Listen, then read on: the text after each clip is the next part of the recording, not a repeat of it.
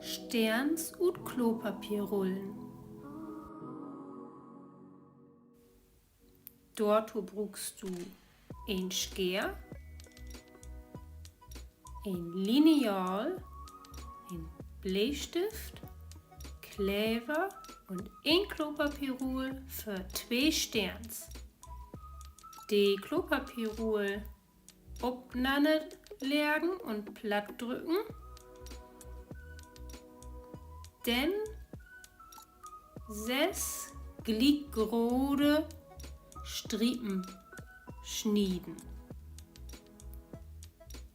Am besten mit ein Lineal verteken.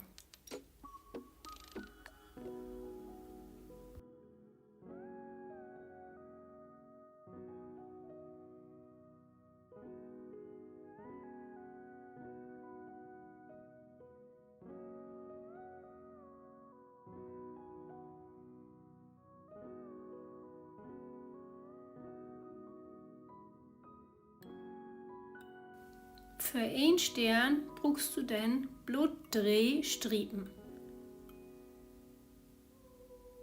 Nu in elke Striep von beid Seiten ein Dreieck utschnieden.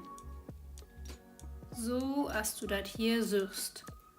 Aufpassen, dass an elke Seite ein hebichi Storn blifft.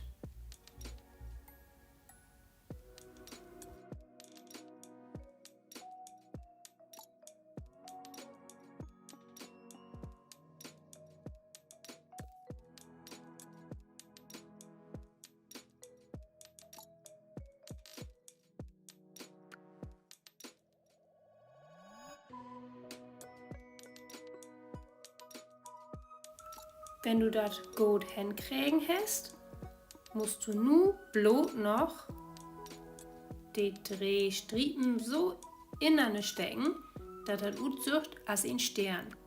Dort ein bisschen Kleber auf die erste Striep, die zweite Röwe trecken und wer mit ein bisschen Kleber die dade Striep, die du vorbereitet hast, Röwe trecken.